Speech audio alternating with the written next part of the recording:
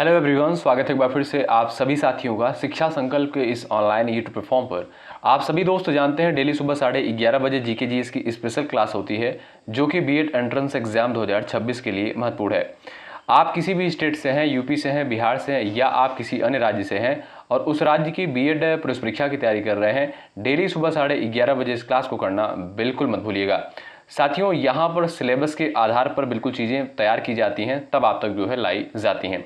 विश्वास मानिएगा, यदि आप लोग इन क्लासेस को अच्छे तरीके से कवर कर रहे हैं, आपको जीके जीएस सेगमेंट में कोई समस्या नहीं होगी। आइए शुरुआत करते हैं बिना किसी देरी के। आप लोग पूरे धैर्य के साथ अंत तक इस पूरी क्लास में बने रहिएगा। हर एक क्वेश्चन का आंसर आप लोग यहाँ पर देते हुए चलिएगा।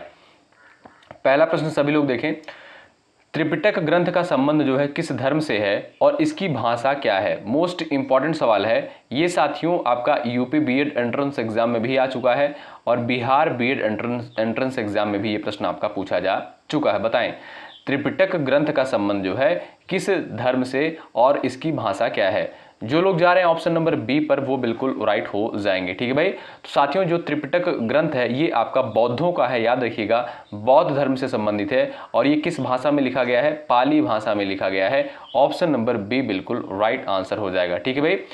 और साथियों, त्रिपिटक के जो है 3 भाग हैं, याद रखिएगा, त्रिपिटक के 3 भाग हैं। पहला जो है आपका उसका नाम है सुत्त पिटक। ठीक है, सुत्त पिटक किससे संबंधित है? इसमें आप देखेंगे बुद्ध के उपदेश का वर्णन देखने को मिलता है। दूसरा है साथियों विनय पिटक।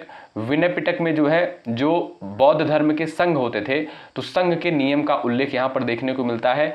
तीसरा है आपका अभिधम्म पिटक। इसमें जो है बौद्ध दर्शन का उल्लेख देखने को मिलता है, याद रखिएगा आप लोग। ठीक है। तो अगर आपसे सवाल पूछा जाए कि त्रिपिटक ग्रंथ का संबंध किस धर्म से है और इसकी भाषा क्या है, तो आप कहेंगे ये जो है आपका बौद्ध धर्म से रिलेटेड है और इसकी भाषा जो है पाली है। ऑप्शन नंबर बी आपका बिल्कुल राइट आंसर है और ये मोस्ट इंपॉर्टेंट सवाल है। क्वेश्चन नंबर दूसरा देखें, 2026 के मध्य तक भारत की पहली बुलेट ट्रेन किन 2 शहरों के बीच परिचालन शुरू करने का लक्ष्य रखा गया है?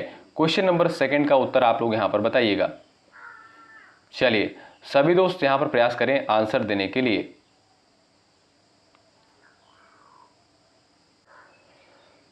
ये भी आपका महत्वपूर्ण सवाल है, सभी लोग यहां पर आंसर कर सकते हैं, बताएं। तो जो लोग यहां पर जा रहे हैं ऑप्शन नंबर बी पर, Surat Bilimora Gujarat, option number B पर, वो बिल्कुल राइट हो जाएंगे। साथियों, भारत की जो है पहली बुलेट ट्रेन परियोजना जापान के सहयोग से बन रही है, आप सभी जानते होंगे। और इसका जो है पहला खंड साथियों वर्ष 2026 के मध्य तक इसके जो है पहले खंड सूरत से बिलीमोरा के बीच जो है ट्रेन चलाने का लक्ष्य रखा गया है। ठीक है।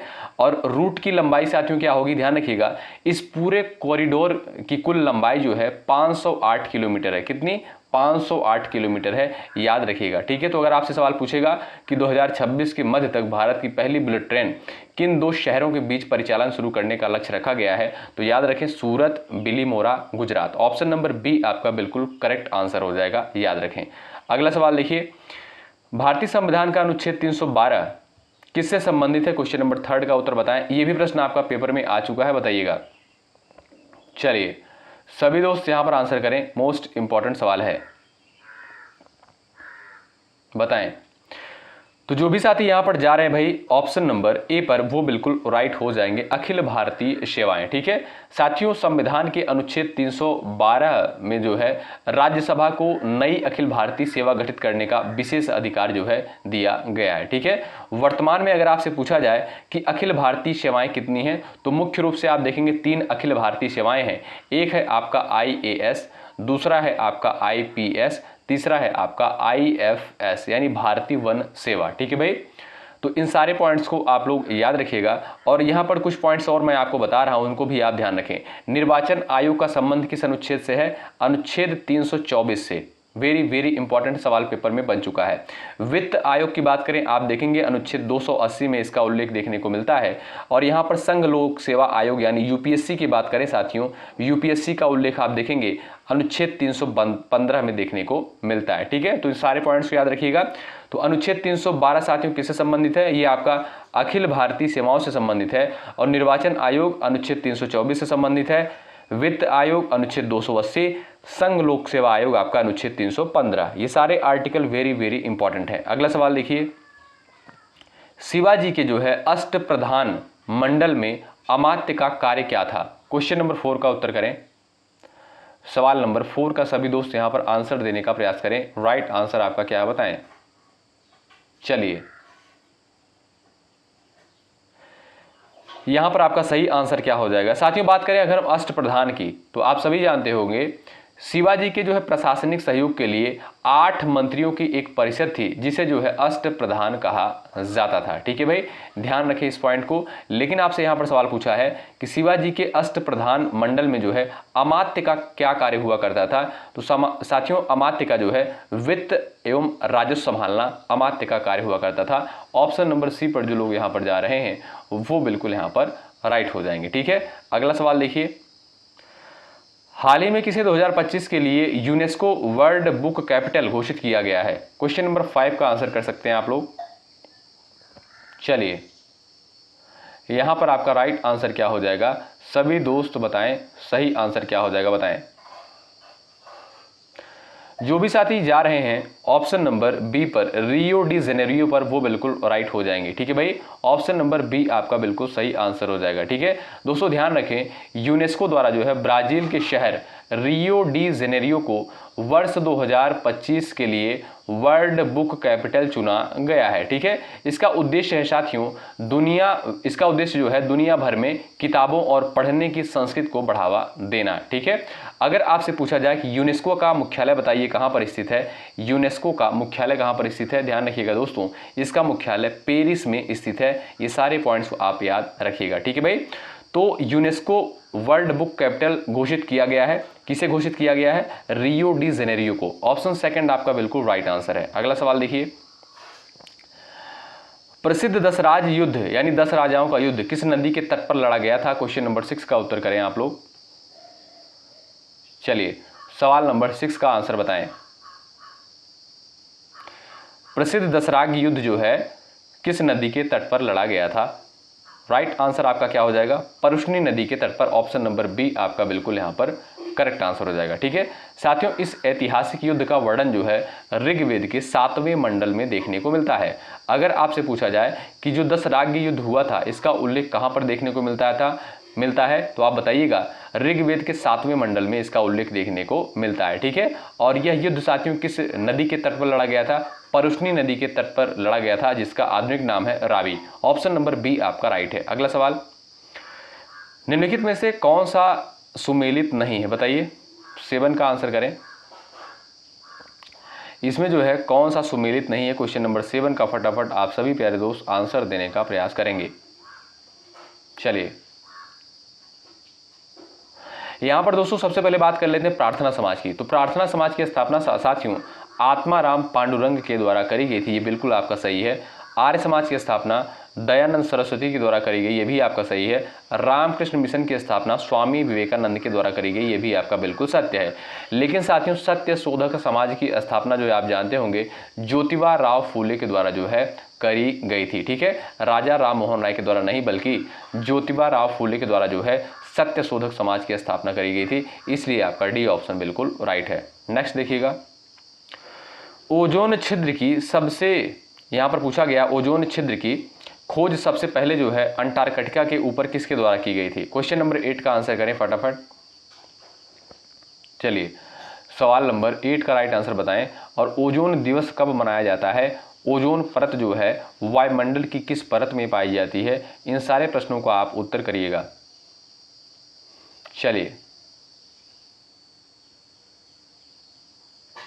यहां पर जो लोग जा रहे हैं भाई ऑप्शन नंबर ए पर जोसेफ फॉरमैन पर, वो बिल्कुल राइट हो जाएंगे। ठीक है साथियों, तो ओजोन छिद्र की खोज सबसे पहले जो है अंटार्कटिका के ऊपर किसके द्वारा करी गई थी? जोसेफ फॉरमैन के द्वारा करी गई थी। ए ऑप्शन बिल्कुल यहां पर साथियों राइट आंसर हो जाएगा। ठीक है भाई, और साथियों बात करें ओजोन परत जो है आपका किस मंडल में पाई जाती है? आप जानते होंगे समताप मंडल में पाई जाती है। कहां पर?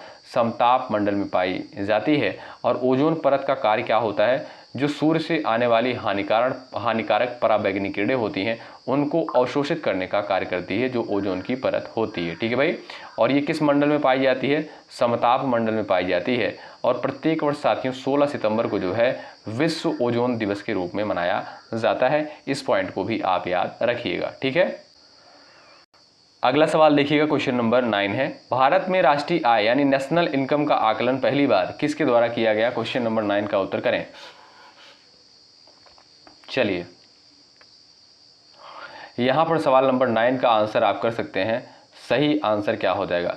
जो भी दोस्त जा रहे हैं ऑप्शन नंबर बी पर वो बिल्कुल करेक्ट हो जाएंगे। ठीक है साथियों, दादा भाई नौरोजी ने जो है वर्ष 1867-68 में जो है पहली बार भारत की जो है राष्ट्रीय आय का जो है अनुमान लगाया था। ठीक है, तो ध्यान रखें ऑप्शन नंबर बी आपका जो दिया है बिल्कुल सही होगा। नेक्स्ट, प्रकाश की चाल सर्वाधिक किस माध्यम में होती है? कांच, जल, निर्वात, वायु।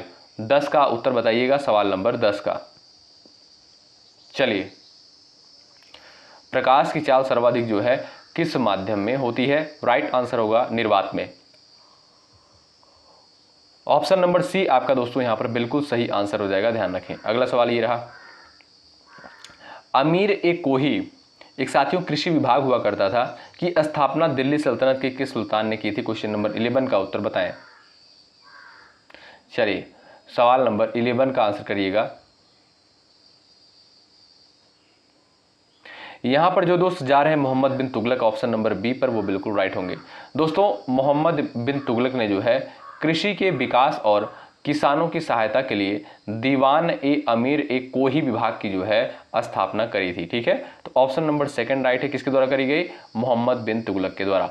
ऑप्शन नंबर बी पर जो लोग गए हैं, शानदार, जबरदस्त। क्वेश्चन नंबर 12, भारत के संविधान की प्रस्तावना में कितनी बार संशोधन किया गया है? मोस्ट इंपॉर्टेंट क्वेश्चन है, बताएं। भारतीय संविधान की प्रस्तावना में जो है कितनी बार संशोधन किया गया है? तो आप देखेंगे साथियों, एक बार संशोधन किया गया। ऑप्शन नंबर ए बिल्कुल राइट आंसर हो जाएगा। आप सभी को पता होना चाहिए एक बार संशोधन कब किया गया भाई? ये आपका 42वें संविधान संशोधन 1976 के द्वारा भारतीय संविधान की प्रस्तावना में सिर्फ और सिर्फ एक बार संशोधन किया गया है। और इस संशोधन के द्वारा साथियों प्रस्तावना में 3 शब्द जोड़े गए थे, समाजवादी, पंथ निरपेक्ष और अखंडता। ये 3 शब्द जोड़े गए थे जो कि वेरी वेरी इंपॉर्टेंट है। जो लोग यहाँ पर ए ऑप्शन पर जा रहे हैं वो बिल्कुल राइट होंगे। सवाल नंबर नेक्स्ट है, उत्तर प्रदेश का कौन सा जिला जो है चीनी मिट्टी के बर्तनों के लिए जाना जाता है? मोस्ट इंपॉर्टेंट है, छाप दीजिएगा उत्तर। चलिए, यहां पर आपका राइट आंसर क्या हो जाएगा? सभी दोस्त फटाफट उत्तर यहां पर बताएंगे, सही आंसर क्या होगा। तो जो दोस्त यहाँ पर जा रहे हैं Khurja Bulandshahr, option number A पर, वो बिल्कुल यहाँ पर करेक्ट हो जाएंगे। ठीक है दोस्तों, उत्तर प्रदेश का खुर्जा शहर जो है अपनी चीनी मिट्टी के खूबसूरत बर्तनों के लिए देश विदेश में जो है प्रसिद्ध है। ठीक है, तो यहाँ पर जो भी दोस्त जा रहे हैं ऑप्शन नंबर ए पर, वो बिल्कुल यहाँ पर करेक्ट होंगे। अगला सवाल, महमूद गजनवी के साथ भारत आने वाला मुस्लिम विद्वान कौन था? क्वेश्चन नंबर 14 का उत्तर बताइए। चलिए, सवाल नंबर 14 का आंसर दीजिएगा। लाइक की संख्या भाई बढ़ाते चलिएगा। आप जानते हैं बहुत मेहनत के साथ इस कंटेंट को तैयार किया जाता है, तब आप तक लाया जाता है, बताएं। और जो लोग चैनल पर नए सब्सक्राइब कर लीजिएगा। अभी बहुत सारी क्लासेज आपको देनी है और यूपी बीएड एग्जाम जान रहे हैं आप, करीब में है, तो बहुत सारे कंटेंट आपको दिए जाएंगे। जुड़ जाइएगा, हेल्प आपको यहाँ पर श्योर 100% मिलेगी। और ये क्लास साथियों यूपी बीएड की तैयारी कर रहे हैं आप, या बिहार बीएड की तैयारी कर रहे हैं, या आप किसी अन्य राज्य से हैं, इस क्लास को आप लोग जरूर करें, सभी के लिए महत्वपूर्ण होती है। चलिए, तो जो लोग यहाँ पर जा रहे हैं अलबरूनी ऑप्शन नंबर सेकंड पर, वो बिल्कुल यहाँ पर राइट हो जाएंगे। ठीक है साथियों, अलबरूनी जो है 11वीं शताब्दी में महमूद गजनवी के साथ जो है भारत आया था। ठीक है, तो ऑप्शन नंबर बी पर जो लोग गए हैं बिल्कुल यहाँ पर सही होंगे। नेक्स्ट क्वेश्चन देखिएगा, कंप्यूटर में जो है कौबोल भाषा का प्रयोग मुख्य रूप से किस कार्य के लिए किया जाता है? 15 का उत्तर बताएं। चलिए, सवाल नंबर 15 का राइट आंसर आपका क्या हो जाएगा? सभी दोस्त बताएं। सबसे पहले दोस्तों, कॉबोल का जो फुल फॉर्म होता है क्या होता है भाई? सी से होता है कॉमन, और आपका देखिएगा इसका जो फुल फॉर्म होता है कॉमन बिजनेस ओरिएंटेड लैंग्वेज। क्या? कॉमन बिजनेस ओरिएंटेड लैंग्वेज जो है इसका फुल फॉर्म होता है, ध्यान रखिएगा साथियों। इसका विकास जो है मुख्य रूप से व्यापारिक, बैंकिंग और प्रशासनिक कार्यों के डेटा प्रोसेसिंग के लिए किया गया था। ठीक है, तो अगर आपसे पूछे कि कंप्यूटर में कौबोल भाषा का प्रयोग मुख्य रूप से किस कार्य के लिए किया जाता है, तो आप बताइएगा बिजनेस यानी व्यावसायिक कार्य के लिए। ऑप्शन नंबर सेकंड पर जो लोग जा रहे हैं बिल्कुल राइट है। नेक्स्ट क्वेश्चन देखिएगा, भूमध्य सागर का प्रकाश स्तंभ किस ज्वालामुखी को कहा जाता है? क्वेश्चन नंबर 16 का उत्तर करें। चलिए, लाइक की संख्या बढ़ाते चलिएगा भाई, इसमें कोई चार्ज कोई पैसा आपका नहीं लगता है, हमारा मनोबल बढ़ता है, मोटिवेशन बढ़ता है। और आप जानते हैं हर एक इंसान को मोटिवेशन की आवश्यकता होती है अपने जीवन में, ठीक है। तो सभी लोग सेशन को लाइक कर दीजिएगा और यदि आप चैनल पर नए हैं जुड़ जाइएगा। भूमध्य सागर का प्रकाश स्तंभ साथियों किस ज्वालामुखी को कहा जाता है, आप जानते होंगे स्ट्राम्बोली को। ऑप्शन नंबर बी आपका बिल्कुल करेक्ट आंसर हो जाएगा। साथियों स्ट्राम्बोली जो है भूमध्य सागर में इटली के उत्तर में स्थित एक सक्रिय ज्वालामुखी है। एक ऐसा ज्वालामुखी है, सक्रिय ज्वालामुखी है, याद रखिएगा। ऑप्शन नंबर बी आपका बिल्कुल यहां पर करेक्ट आंसर हो जाएगा, ठीक है। बात करें साथियों कोटोपैक्सी की, तो आप जानते होंगे कोटोपैक्सी जो है ये आपका इक्वाडोर में जो है स्थित है और ये विश्व का सबसे ऊंचा सक्रिय ज्वालामुखी है, ये पॉइंट आप ध्यान रखें, ठीक। क्वेश्चन नंबर अगला देखिएगा, 73वें संविधान संशोधन 1992 का संबंध किससे है? मोस्ट इंपॉर्टेंट सवाल है, छाप दीजिएगा उत्तर। चलिए, सवाल नंबर 17 का आंसर बताएं। 73वें संविधान संशोधन 1992 का संबंध जो है किससे है? तो जो लोग जा रहे हैं भाई पंचायती राज ऑप्शन नंबर बी पर, वो बिल्कुल यहां पर करेक्ट हो जाएंगे, ठीक है भाई। साथियों ऑप्शन नंबर बी करेक्ट होगा, ध्यान रखिएगा।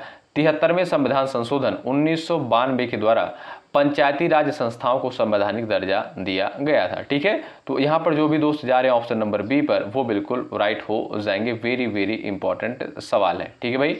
आगे बढ़े, आइए देखते हैं अगला सवाल। और साथियों एक क्वेश्चन और याद रखिएगा आप लोग, अगर आपसे पूछा जाए कि प्रत्येक वर्ष जो है पंचायती राज दिवस किस तिथि को मनाते हैं, तो 24 अप्रैल को। कब? 24 अप्रैल को प्रत्येक वर्ष पंचायती राज दिवस के रूप में मनाया जाता है।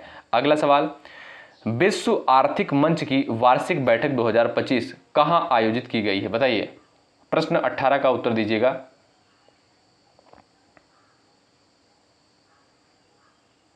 यहां पर आपका सही आंसर क्या हो जाएगा, फटाफट आप लोग उत्तर बताएं। यहां पर जो भी साथी जा रहे हैं ऑप्शन नंबर सी पर, वो बिल्कुल राइट हो जाएंगे, ठीक है। ऑप्शन नंबर सी बिल्कुल यहां पर करेक्ट आंसर हो जाएगा। साथियों विश्व आर्थिक मंच यानी WEF, ठीक है, वर्ल्ड इकोनॉमिक फोरम इसे बोलते हैं, आप जानते होंगे। तो विश्व आर्थिक मंच की 55वीं वार्षिक बैठक साथियों जनवरी 2025 में स्विट्जरलैंड के पहाड़ी शहर दाओस में जो है आयोजित करी गई है। ऑप्शन नंबर सी आपका बिल्कुल करेक्ट आंसर होगा। कभी कभी आपसे पूछ लेता है कि विश्व आर्थिक मंच यानी WEF का जो है मुख्यालय कहां पर स्थित है, तो जिनेवा स्विट्जरलैंड में। कहां पर साथियों? जिनेवा में जो है इसका मुख्यालय स्थित है। अगला सवाल, लोकटक झील किस राज्य में स्थित है? और लोकटक झील में आप सभी को पता होगा विश्व का एकमात्र तैरता हुआ नेशनल पार्क भी स्थित है यहीं पर, बताइए। तो लोकटक झील भाई कहां पर किस राज्य में स्थित है? क्वेश्चन नंबर 19 का उत्तर बताएं। चलिएगा, राइट आंसर आपका क्या है? जो लोग जा रहे हैं मणिपुर ऑप्शन नंबर ए पर, वो बिल्कुल करेक्ट है, ठीक है भाई। तो लोकटक झील साथियों ये आपका मणिपुर में स्थित है, ध्यान रखिएगा। और इसी में साथियों विश्व का एकमात्र तैरता हुआ नेशनल पार्क स्थित है और उस नेशनल पार्क का नाम क्या है? केबुल लामजाओ। क्या? केबुल लामजाओ, ठीक है। ये विश्व का साथियों एकमात्र तैरता हुआ नेशनल पार्क है, याद रखिएगा आप लोग। कहां पर है? मणिपुर, ठीक है। कहां पर? लोकटक झील में। ए ऑप्शन बिल्कुल सही आंसर है। नेक्स्ट क्वेश्चन देखिएगा, भारत में आकस्मिकता निधि पर किसका नियंत्रण होता है? क्वेश्चन नंबर 20 का आंसर करें। चलिए, सवाल नंबर 20 का उत्तर बताएं। भारत के आकस्मिकता निधि पर किसका नियंत्रण होता है? सवाल नंबर 20 का राइट आंसर हो जाएगा आपका राष्ट्रपति। ऑप्शन नंबर सी पर जो लोग जा रहे हैं वो बिल्कुल राइट हो जाएंगे, ठीक है। साथियों भारतीय संविधान के अनुच्छेद 267 के तहत जो है आकस्मिकता निधि का प्रावधान किया गया है, ठीक है।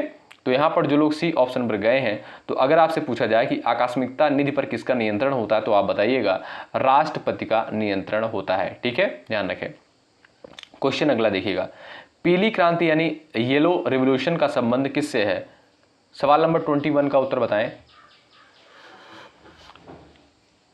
चलिए, पीली क्रांति का संबंध साथियों किससे है? आप जानते हैं तिलहन उत्पादन से। ऑप्शन नंबर बी करेक्ट है। साथियों पीली क्रांति का संबंध जो है खाद्य तेलों और तिलहन विशेषकर जो है सरसों और सूरजमुखी के उत्पादन को बढ़ाने से है, ठीक है। तो यहाँ पर जो भी साथी भी ऑप्शन पर जा रहे हैं वो बिल्कुल यहाँ पर राइट हो जाएंगे। वेरी वेरी इंपॉर्टेंट सवाल है। अगला सवाल, मानव शरीर में जो है यूरिया का निर्माण किस अंग में होता है, बताइए।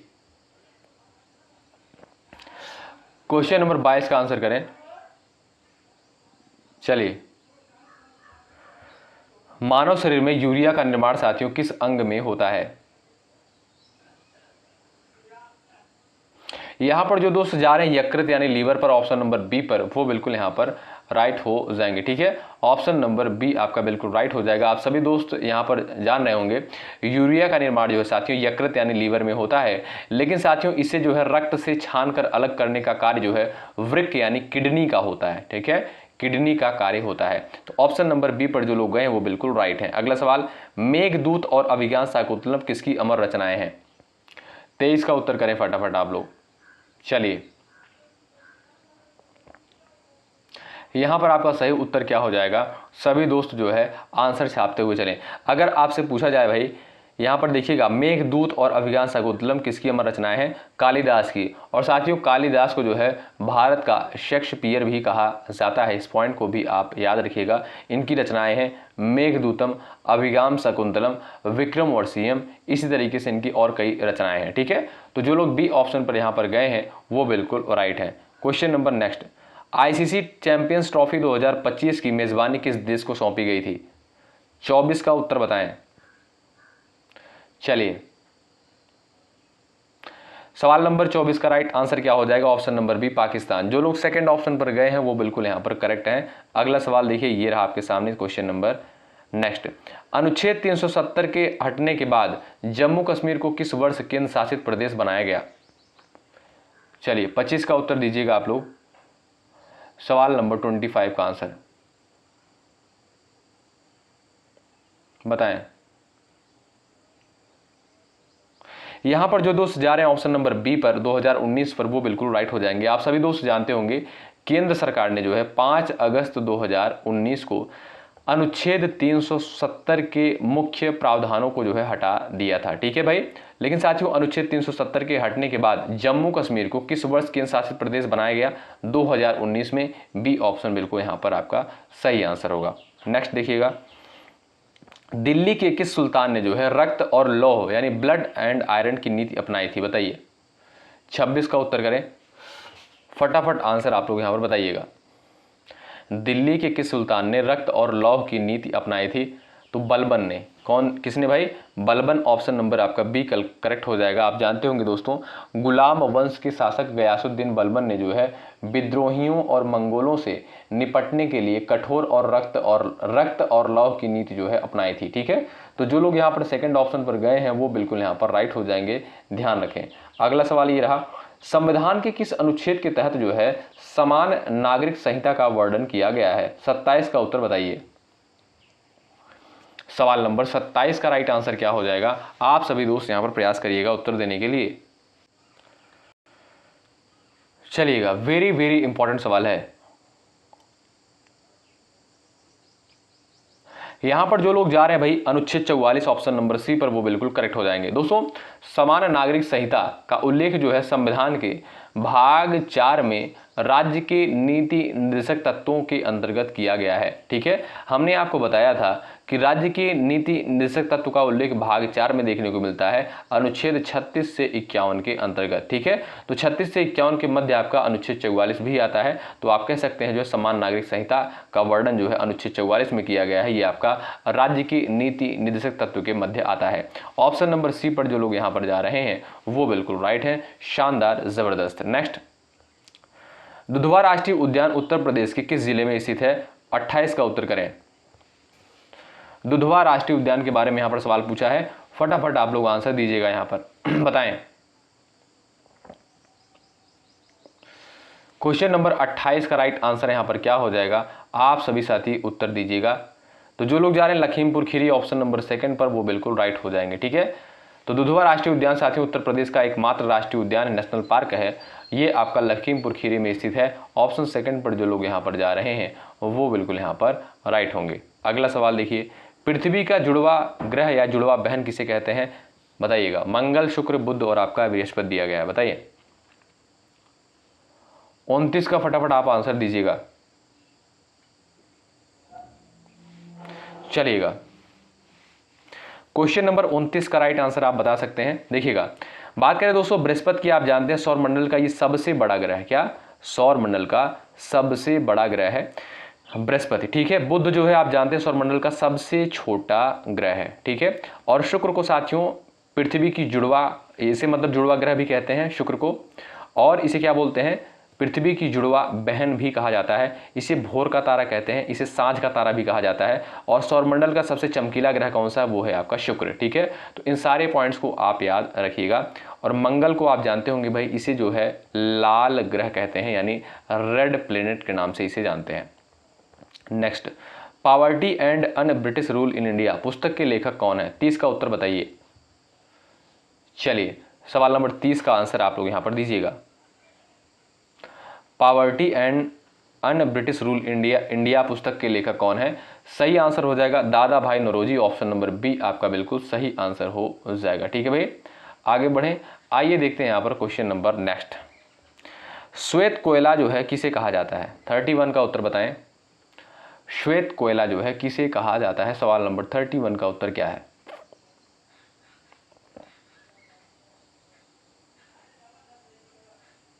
चलिए, तो जो लोग जा रहे हैं भाई यहां पर ऑप्शन नंबर बी पर जल विद्युत पर, वो बिल्कुल राइट हो जाएंगे। साथियों, बहते हुए पानी से उत्पन्न की जाने वाली बिजली या हाइड्रो इलेक्ट्रिसिटी को पर्यावरण अनुकूल और स्वच्छ ऊर्जा होने के कारण श्वेत कोयला जो है कहा जाता है, ठीक है। ध्यान रखें, ऑप्शन नंबर सेकंड पर जो लोग गए हैं वो बिल्कुल यहां पर करेक्ट होंगे। अगला सवाल ये रहा, संसद की लोक लेखा समिति में कुल कितने सदस्य होते हैं, इंपॉर्टेंट है, आंसर दीजिएगा।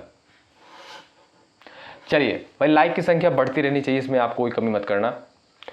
संसद की जो है लोक लेखा समिति में जो है कुल कितने सदस्य होते हैं, आप देखेंगे साथियों 22 सदस्य होते हैं, जिसमें से 15 लोकसभा के, 7 जो है राज्यसभा के सदस्य होते हैं। ऑप्शन बी पर जो लोग यहाँ पर जा रहे हैं वो बिल्कुल यहाँ पर करेक्ट हो जाएंगे, ठीक है। आप जानते होंगे दोस्तों, लोक लेखा समिति ये जो है आप जानते होंगे, लोक लेखा समिति संसद की सबसे पुरानी और महत्वपूर्ण वित्तीय समिति मानी जाती है, ठीक है। अगला सवाल, हंटर आयोग का गठन किस क्षेत्र में सुधार करने के लिए किया गया था, बताइए। सवाल नंबर 33 का आंसर दीजिएगा आप लोग। चलिएगा, यहां पर जो दोस्त जा रहे हैं शिक्षा एजुकेशन ऑप्शन नंबर सेकंड पर, वो बिल्कुल यहां पर करेक्ट हो जाएंगे, ठीक है भाई। तो हंटर आयोग का गठन साथियों 1882 में किया गया शिक्षा क्षेत्र में सुधार करने के लिए। ऑप्शन सेकंड आपका राइट है। नेक्स्ट, रक्त का थक्का बनने में कौन सा प्रोटीन मुख्य भूमिका निभाता है, बताएं। 34 का आंसर कर सकते हैं।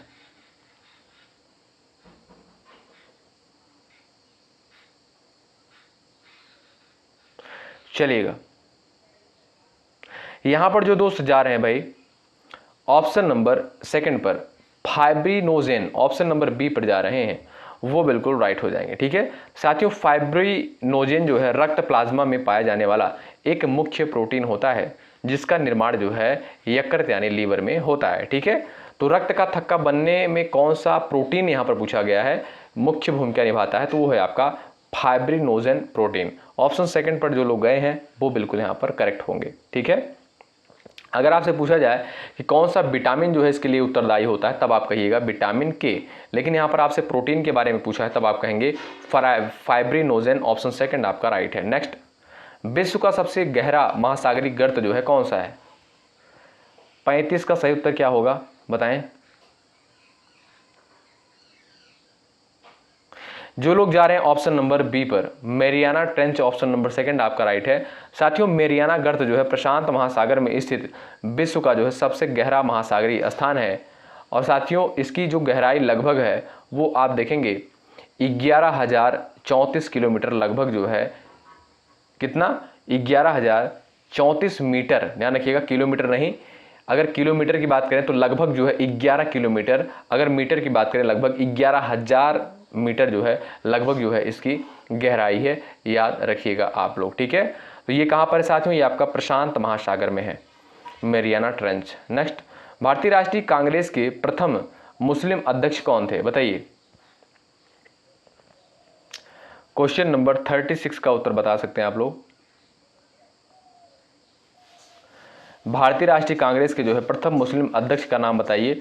36 का उत्तर क्या हो जाएगा, जो लोग जा रहे हैं बदरुद्दीन तैयब जी ऑप्शन नंबर बी पर, वो बिल्कुल यहाँ पर राइट हो जाएंगे। ठीक है भाई, ऑप्शन नंबर बी करेक्ट हो जाएगा। साथियों बदरुद्दीन तैयब जी ने जो है 1887 में मद्रास में जो है हुए कांग्रेस के तीसरे अधिवेशन की अध्यक्षता की थी, याद रखिएगा। ठीक है, तो जो लोग बी ऑप्शन पर गए हैं वो बिल्कुल राइट हो जाएंगे। अगर आपसे पूछा जाए कि भारतीय राष्ट्रीय कांग्रेस की स्थापना कब हुई थी, तो 28 दिसंबर 1885 को जो है भारतीय राष्ट्रीय कांग्रेस की स्थापना A.O. ह्यूम के द्वारा जो है इसकी स्थापना करी गई थी, याद रखिएगा आप लोग। ठीक है, और साथियों कांग्रेस के जो है पहले अध्यक्ष कौन थे, W.C. बनर्जी यानी व्योमेश चंद्र बनर्जी थे। ये सारे पॉइंट्स वेरी वेरी इंपॉर्टेंट हैं। विक्रमशिला विश्वविद्यालय की स्थापना किस पाल शासक के द्वारा करी गई थी, बताइए। क्वेश्चन नंबर 37 का उत्तर दे दीजिएगा आप लोग। विक्रमशिला विश्वविद्यालय की स्थापना किस पाल शासक के द्वारा करी गई थी?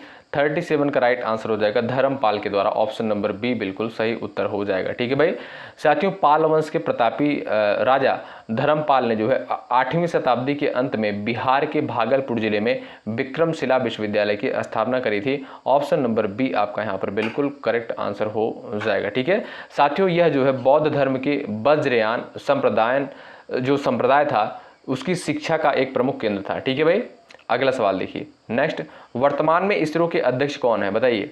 मोस्ट इंपॉर्टेंट है, 38 का उत्तर बताएं। वर्तमान में जो है इसरो के अध्यक्ष कौन है? 38 नंबर के क्वेश्चन का उत्तर आपका क्या हो जाएगा, बता सकते हैं। चलिएगा, तो जो भी दोस्त यहाँ पर जा रहे हैं doctor V Narayanan option number A पर, वो बिल्कुल यहाँ पर करेक्ट हो जाएंगे। ठीक है, ए विकल्प आपका साथियों बिल्कुल सही आंसर हो जाएगा। और इसरो की स्थापना आप जानते होंगे दोस्तों 15 अगस्त 1969 को जो है इसरो की स्थापना करी गई थी, और इसका मुख्यालय जो है बेंगलुरु में स्थित है। कहाँ पर? बेंगलुरु में स्थित है, ध्यान रखें, वेरी वेरी इंपॉर्टेंट है। और इसरो जो है साथियों ये आपका जानते हैं इंडिया की स्पेस एजेंसी है। ठीक, अगला, वृद्धगंगा किस नदी को कहा जाता है, बताइए। सवाल नंबर 39 का आंसर सभी लोग यहां पर करें। वृद्धगंगा जो है किसे कहते हैं? चलिए, यहां पर जो दोस्त जा रहे हैं ऑप्शन नंबर सी गोदावरी पर, वो बिल्कुल राइट है। वेरी वेरी इंपॉर्टेंट सवाल है, बीएड एंट्रेंस एग्जाम का बड़ा फेवरेट क्वेश्चन, कई बार गोदावरी नदी से सवाल पेपर में पूछा जा चुका है। ठीक है, तो साथियों गोदावरी नदी जो है इसे वृद्ध गंगा कहते हैं या बूढ़ी गंगा कह सकते हैं आप लोग, ऑप्शन नंबर सी बिल्कुल करेक्ट आंसर हो जाएगा। ठीक है, तो साथियों गोदावरी जो है प्रायद्वीपीय भारत की सबसे लंबी नदी है, जिसकी कुल लंबाई जो है लगभग 1465 किलोमीटर है इसकी कुल लंबाई, और इसे वृद्ध गंगा के नाम से जानते हैं या दक्षिण गंगा के नाम से इसे जानते हैं। इस पॉइंट को आप याद रखिएगा। और गोदावरी नदी का उद्गम कहाँ से होता आप जानते होंगे, यह नदी जो है साथियों महाराष्ट्र के नासिक जिले के त्र्यंबकेश्वर की पहाड़ियों से निकलती है। ठीक है, नेक्स्ट, मच्छरों को भगाने वाली दवाओं में मुख्य रूप से क्या होता है, बताइए। क्वेश्चन नंबर 40 का आंसर करें सभी दोस्त। एलिथ्रीन ऑप्शन नंबर ए बिल्कुल राइट आंसर होगा। ठीक है, ऑप्शन नंबर साथियों ए बिल्कुल राइट आंसर हो जाएगा। मच्छरों को भगाने वाली दवाओं में साथियों एलिथ्रीन इसका मुख्य घटक होता है। ठीक है, और यह साथियों मच्छरों के जो है तंत्रिका तंत्र यानी नर्वस सिस्टम पर हमला करके उन्हें बेहोश या दूर भगा देता है। ठीक है, तो ऑप्शन नंबर ए पर जो लोग गए हैं वो बिल्कुल राइट है। नेक्स्ट देखिएगा, सत्यार्थ प्रकाश पुस्तक की रचना किसने की? सत्यार्थ प्रकाश पुस्तक की रचना किसके द्वारा करी गई, बताएं। स्वामी दयानंद सरस्वती, ऑप्शन सेकंड जो दिया है बिल्कुल यहाँ पर राइट आंसर हो जाएगा। ठीक है भाई, ऑप्शन नंबर सेकंड पर जो लोग जा रहे हैं वो बिल्कुल राइट हो जाएंगे। और साथियों स्वामी दयानंद सरस्वती के द्वारा ही एक नारा दिया गया जिसका नाम था वेदों की ओर लौटो, बड़ा इंपॉर्टेंट है। ठीक, central drug research institute Uttar Pradesh में कहां पर स्थित है, बताइए।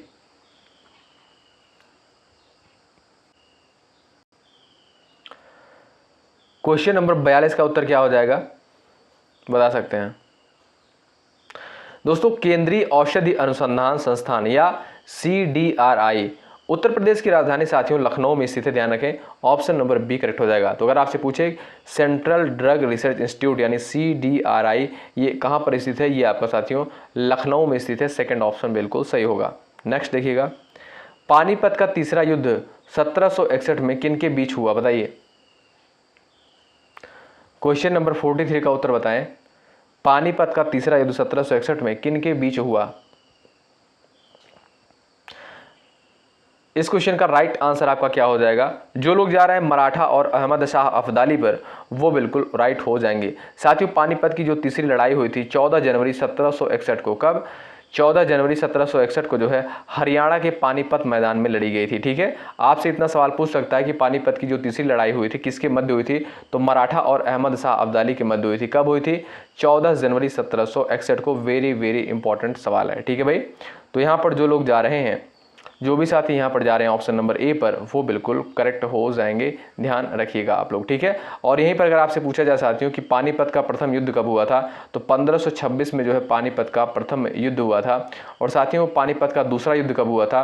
1556 में जो है पानीपत का दूसरा युद्ध हुआ था। अगर यहाँ पर आपसे पूछे कि जो पानीपत का प्रथम युद्ध हुआ था किसके मध्य हुआ था? बाबर और इब्राहिम लोदी के मध्य हुआ था। और जो दूसरा युद्ध हुआ था साथियों, ये आपका अकबर और हेमू के मध्य हुआ था, याद रखें। नेक्स्ट, सुएज नहर किन दो महत्वपूर्ण जल निकायों को जोड़ती है? 44 का आंसर बताएं। चलिएगा, वेरी वेरी इंपॉर्टेंट सवाल है दोस्तों। सुएज नहर जो है आप देखें किन दो महत्वपूर्ण जल निकायों को जोड़ने का कार्य करती है? तो ये आपका भूमध्य सागर और लाल सागर को जोड़ती है। ए विकल्प पर जो लोग यहाँ पर जा रहे हैं वो बिल्कुल यहाँ पर राइट हैं। बहुत शानदार, जबरदस्त। नेक्स्ट देखिएगा, संविधान के किस भाग में मौलिक अधिकारों का वर्णन किया गया है? वेरी वेरी इंपॉर्टेंट, बताइए भाई। इन सभी सवालों को आप हल्के मत लीजिएगा। अगर आप डेली क्लासेस कर रहे हैं तो आपको दिक्कत नहीं होगी जी के जीएस में। संविधान के किस भाग में मौलिक अधिकारों का वर्णन किया गया है? मात्र 5 क्वेश्चन इस सेशन में और बचे हुए हैं। तो आप जानते हैं दोस्तों, मौलिक अधिकार ये जो अवधारणा है ये आपका यूएसए यानी अमेरिका के संविधान से जो है ग्रहण करी गई है भारतीय संविधान में। और इसका उल्लेख आप देखेंगे भारतीय संविधान के भाग 3 में किया गया है। अनुच्छेद 12 से 35 के अंतर्गत इसको रखा गया है। जो लोग सेकंड ऑप्शन पर जा रहे हैं वो बिल्कुल यहाँ पर करेक्ट हो जाएंगे। बहुत शानदार, ज़बरदस्त। और मौलिक अधिकार की संख्या वर्तमान में कितनी है दोस्तों? 6 मौलिक अधिकार हैं। ठीक है, उत्तर प्रदेश में चरकुला नृत्य किस क्षेत्र से संबंधित है? बताइए, उत्तर प्रदेश में चरकुला नृत्य किस क्षेत्र से संबंधित है? क्वेश्चन नंबर 46 का राइट आंसर आपका क्या हो जाएगा? आप यहाँ पर प्रयास कर सकते हो उत्तर देने के लिए। जो लोग जा रहे हैं यहाँ पर ब्रजभूमि ऑप्शन नंबर 2 पर, वो बिल्कुल यहाँ पर करेक्ट हो जाएंगे। ठीक है भाई। साथियों, आप जानते होंगे चरकुला उत्तर प्रदेश के ब्रज क्षेत्र यानी मथुरा वृंदावन का एक बेहद लोकप्रिय और पारंपरिक लोक नृत्य है। ऑप्शन 2 पर जो लोग यहाँ पर जा रहे हैं वो बिल्कुल राइट हो जाएंगे। अगला सवाल, इकोनॉमिक सर्वे आर्थिक सर्वेक्षण किसके द्वारा प्रकाशित किया जाता है? बताइए, सभी लोग आंसर कर सकते हैं। इकोनॉमिक सर्वे जो है किसके द्वारा प्रकाशित किया जाता है? आप जानते होंगे वित्त मंत्रालय के द्वारा। ऑप्शन नंबर सी पर जो लोग जा रहे हैं वो बिल्कुल यहाँ पर करेक्ट हो जाएंगे। ठीक है, ऑप्शन नंबर सी आपका बिल्कुल सही हो जाएगा। अगला सवाल देखिए, द्वितीय विश्व युद्ध की समाप्ति किस वर्ष हुई थी? बताइए। चलिए, द्वितीय विश्व युद्ध की समाप्ति जो है किस वर्ष हुई थी? इस क्वेश्चन का राइट आंसर आपका क्या हो जाएगा? जो लोग जा रहे हैं 1945 पर, ऑप्शन नंबर सी पर, वो बिल्कुल राइट हो जाएंगे। साथियों, दूसरे विश्व युद्ध की जो शुरुआत हुई थी 1939 में इस युद्ध की शुरुआत हुई थी और इसकी समाप्ति जो है 1945 में हुई थी। ऑप्शन नंबर सी पर जो लोग जा रहे हैं वो बिल्कुल राइट है। नेक्स्ट, आजाद हिंद फौज की स्थापना कहाँ हुई थी? बताइए। क्वेश्चन नंबर 49 का राइट आंसर क्या है? जो लोग जा रहे हैं सिंगापुर, ऑप्शन नंबर सी पर, वो बिल्कुल करेक्ट होंगे। अगला सवाल देखिए, ये है आपका लास्ट सवाल, इसका उत्तर आप लोग बताइएगा साथियों। एनईपी 2020 में शिक्षा पर जीडीपी का कितना प्रतिशत खर्च करने का लक्ष्य रखा गया है? क्वेश्चन नंबर 50 है, इसका आंसर आप लोग कर सकते हैं। सवाल नंबर 50 का बताएं। जो लोग जा रहे हैं भाई ऑप्शन नंबर बी पर, ध्यान रखिएगा, ऑप्शन नंबर बी पर 6%, वो बिल्कुल करेक्ट हो जाएंगे। ठीक है, तो भाई यहाँ पर बी ऑप्शन बिल्कुल करेक्ट आंसर हो जाएगा। ध्यान रखें साथियों, राष्ट्रीय शिक्षा नीति 2020 यानी एनईपी 2020 में जो है केंद्र और राज्य सरकारों के सहयोग से शिक्षा क्षेत्र पर जो है देश की कुल जीडीपी का 6% हिस्सा खर्च करने का स्पष्ट लक्ष्य रखा गया है। ठीक है, याद रखें, ऑप्शन नंबर आपका जो 2 दिया गया है ये बिल्कुल यहाँ पर राइट आंसर हो जाएगा। ठीक है भाई। तो साथियों, ये सारे प्रश्न जो है परीक्षा के दृष्टिकोण से वेरी वेरी इंपॉर्टेंट हैं। आप ईमानदारी के साथ बताएं कि आपने इन 50 प्रश्नों में से कितने प्रश्नों को बिल्कुल सही किया है, ज़रूर कमेंट करके बताइएगा। ये क्लास कैसी लगी कमेंट बॉक्स में ज़रूर बताएं। जो लोग चैनल पर नए हैं सब्सक्राइब कर लीजिएगा, अभी बहुत सारे कंटेंट आपको देने हैं। तो आप लोग जो है शिक्षा संकल्प के इस ऑनलाइन यूट्यूब प्लेटफॉर्म पर बने रहिएगा, जुड़े रहिएगा। हेल्प आपको यहाँ पर 100% मिलेगी। आप जानते हैं यूपी बीएड का जो एग्ज़ाम है बहुत ही करीब है, तो आप प्रैक्टिस करते रहें, मेहनत के साथ लगे रहें और अभी जो भी कंटेंट हमारे पास होगा वो कंटेंट आपको दिया जाएगा, तो आप लोग चैनल पर बने रहिएगा। ठीक है, क्लास कैसी लगी ज़रूर कमेंट बॉक्स में बताइएगा और साथ ही साथ आप लोग साथियों रीजनिंग की भी प्रैक्टिस करते रहिएगा। अब इस समय जो है आप जितना प्रैक्टिस करेंगे उतना बेहतर आपका स्कोर होगा। खूब प्रैक्टिस करिए, खूब क्वेश्चन जो है आप लोग लगाइए। ठीक है, तो आशा करता हूँ ये क्लास आपको बेहतरीन लगी होगी। जो लोग टेलीग्राम ग्रुप से नहीं जुड़े हैं, डिस्क्रिप्शन बॉक्स में आपको लिंक मिल जाएगा इस वीडियो के, आप लोग ज्वाइन कर लीजिएगा। ठीक है, चलिए मिलते हैं आपसे 3 बजे दोपहर को। आप जानते हैं साथियों जो क्लास का टाइमिंग होता है सुबह 11:30 बजे, दोपहर को 3 बजे, रात को 8:30 बजे। ठीक है, तो इन क्लासेस को आप लोग कवर करते हुए चलें। शुक्रिया, जय हिंद, जय भारत।